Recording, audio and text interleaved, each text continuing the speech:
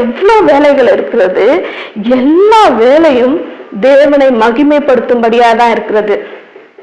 இன்னைக்கு தேவன் ஒவ்வொருத்தவங்களுக்கும் ஒரு மகிமை, ஒவ்வொரு உபயோகமுள்ள பாத்திரமாக உங்களை இந்த உலகத்துல வச்சிருக்கிறாரு.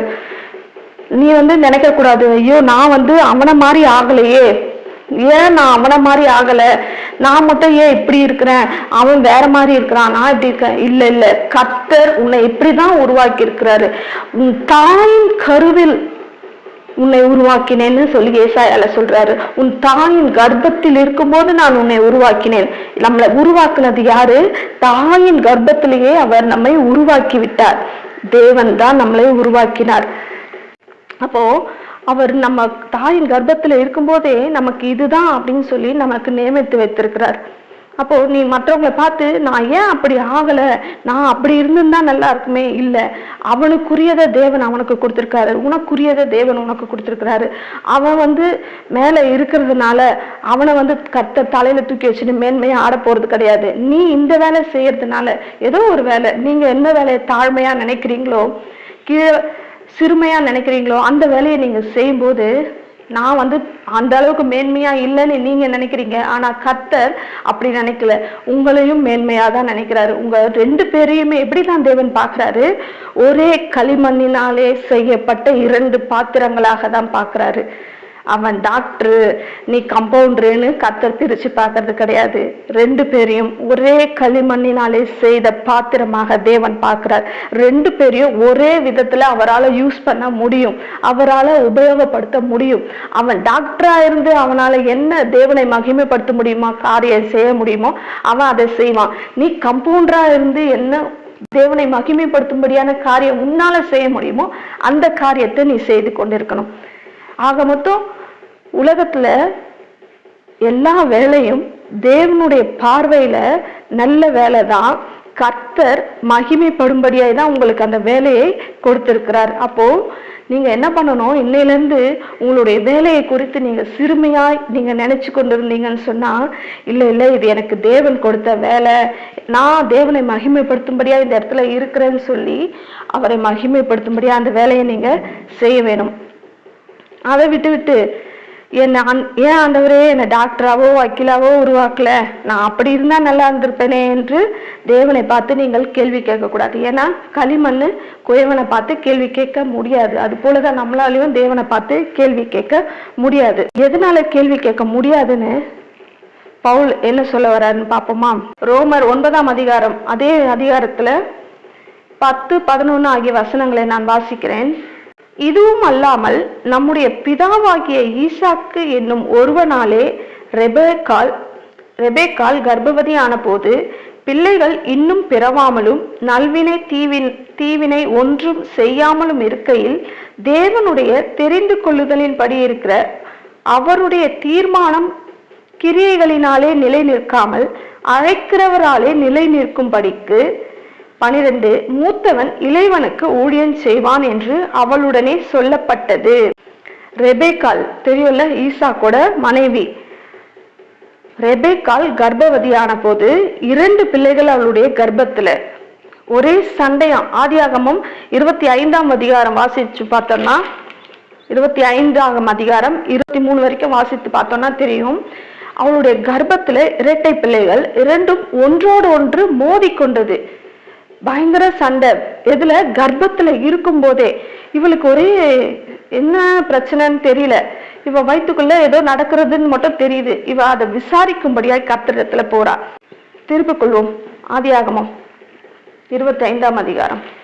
மலடியாய் இருந்த தன் மனைவிக்காக ஈசாக்கு கர்த்தரை நோக்கி வேண்டுதல் செய்தான். கர்த்தர் அவன் வேண்டுதலை கேட்டருளினார். அவன் மனைவி ரெபேக்காள் கர்ப்பம் தரித்தாள்.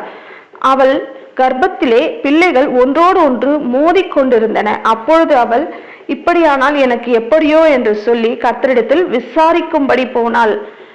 கர்ப்பத்துல ஒன்றோடு ஒன்று மோதி கொண்டிருந்தது. ஆனா அவளுக்கு தெரியல என்ன நடக்குதுன்னு. கர்த்தரிடத்துல விசாரிக்கும்படி போறா. அதற்கு கர்த்தர், 2 ஜாதிகள் உன் கர்ப்பத்தில் உண்டாயிருக்கிறது. கர்த்தர் என்ன சொல்றாரு?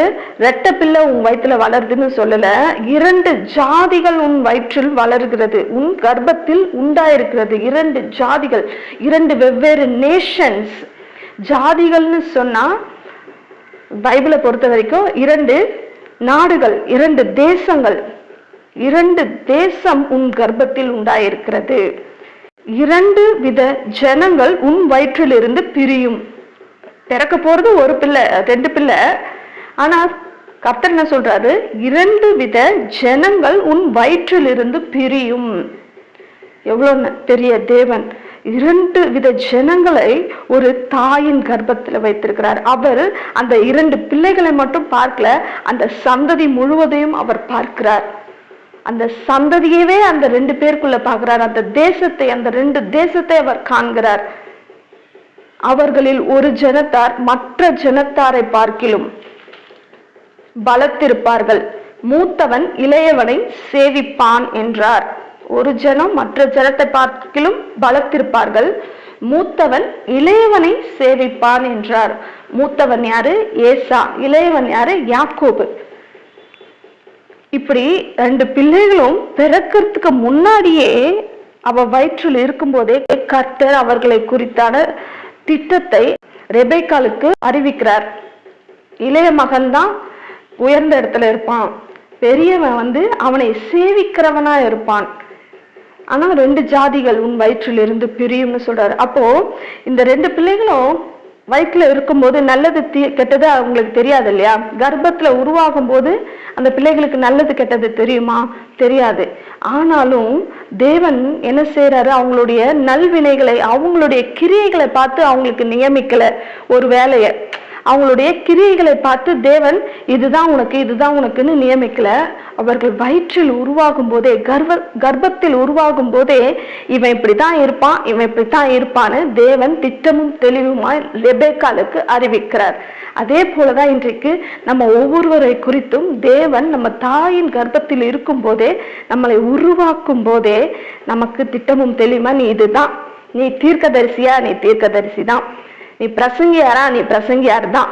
இல்ல நான் என்னால அது செய்யவே முடியாது, என்னால இது பண்ணவே முடியாதுன்னு நீ விலகி போகவே முடியாது. ஏன்னா அவர் தீர்மானித்து விட்டார். அழைக்கிறவருடைய தீர்மானம், அவருடைய தீர்மானம் இது. யாருடைய தீர்மானம்? தேவனுடைய தீர்மானம். இது 2 ஜாதிகள் அவளுடைய வயிற்றுல வளர்ந்து, யாக்கோபு பலத்திருப்பான், ஏசா அவனை சேவிப்பான். இது தேவனுடைய தீர்மானம். அவங்க நல்லவங்களோ கெட்டவங்களோ அதை பத்தி எனக்கு கவலை கிடையாது. தேவன் உருவாக்கிட்டாரு.